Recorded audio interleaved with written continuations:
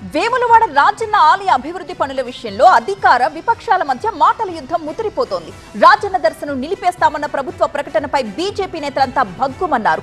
రాజరాజేశ్వర స్వామి మొక్కుల్ని భీమేశ్వర ఆలయంలో చెల్లించాలి అనడం ఎంతవరకు సమంజసం అంటూ ప్రశ్నించారు. మరొక వైపు భక్తులకు ఇబ్బందులు కలగకుండా మాత్రమే భీమేశ్వర ఆలయంలో ఏర్పాట్లు చేశామని చెబుతున్నారు కాంగ్రెస్ నేతలు. వేములవాడ రాజన్న దర్శనంపై ప్రభుత్వం ఆలయ కమిటీ పరస్పర విరుద్ధ ప్రకటనలు చేయడం భక్తుల్ని అయోమయానికి గురి చేస్తోంది. రాజన్న ఆలయంలో భక్తుల దర్శనం నిలిపివేస్తున్నట్లు ప్రభుత్వం శనివారం ప్రకటన విడుదల చేసింది. భక్తులకు 2 రోజుల పాటు దర్శనాలు కొనసాగుతాయని ఆలయ అధికారులు ప్రకటించారు.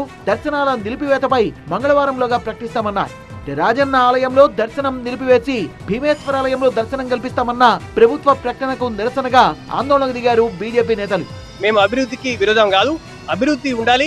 దాంతో పాటు మన వేల సంవత్సరాల సనాతన ధర్మానికి ఆటంకం కావద్దు. ఈ రాజన్న మొక్కులు అనేది కొడమొక్కులు ప్రపంచంలో ఎక్కడ లేదు, కేవలం రాజన్నకి ఇవ్వాల మొక్కులు. మరి ఇక్కడ పనిచేసి భీమేశ్వర ఆలయంలో మొక్కులు చెల్లిస్తామంటే మేము ఒప్పుకునేది లేదు. రాజన్న ఆలయాన్ని ప్రభుత్వం మూసివేస్తే తాము తెరుస్తామన్నారు కేంద్ర మంత్రి బండి సంజయ్. అన్ని గ్రామాల శివాలయాలు లేవా ఆయన మొక్కటం అవుతుంది కాబట్టి అంతా కూడా కాలనీ వేస్తున్నారు. అందరం అలర్ట్ కావాల్సిన అవసరం ఉంది.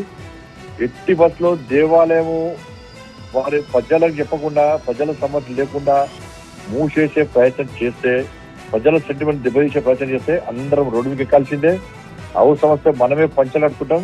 వాళ్ళ డోర్లు మూస్తే మన డోర్లు తెరుస్తాం. మనం బీజేపీ తీరుపై ప్రభుత్వ వైపు ఆది శ్రీనివాస్ ఆగ్రహం వ్యక్తం చేస్తూ ఆలయ అభివృద్ధి పనులకు అడ్డుపడొద్దన్నారు. భక్తులకు ఇబ్బందులు కలగకుండా చర్యలు తీసుకుంటామన్నారు. సుప్రభాత వేళ నుండి రాత్రి వరకు కూడా ప్రతి పూజా కార్యక్రమాన్ని బ్రాహ్మణోత్తముల చేత, వేద పండితుల చేత లోక కళ్యాణ కొరకు జరిగేటువంటి కార్యక్రమాలు జరుగుతుంటాయి. ఎప్పుడైతే ఆలయంలో విస్తృత పనులు జరుగుతున్నప్పుడు భక్తుల సేఫ్టీని దృష్టిలో పెట్టుకొని భక్తులకు ఎలాంటి ఇబ్బందులు తలెత్తకుండా ఉండాలని చెప్పి ముందస్తు జాగ్రత్తగా ప్రాచీన కాలానికి భీమేశ్వర ఆలయం కూడా ఏర్పాటు చేసినామని చెప్తున్నాం. మరోవైపు మేడారం జాతర నేపథ్యంలో రాజన్న ఆలయాన్ని మూసివేయద్దని కోరుతున్నారు భక్తులు. జనవరిలో మేడారం జాతర ముగిశాక ఫిబ్రవరిలో ఆలయ అభివృద్ధి పనులు చేపడితే మంచిదని ప్రభుత్వాన్ని కోరుతున్నారు.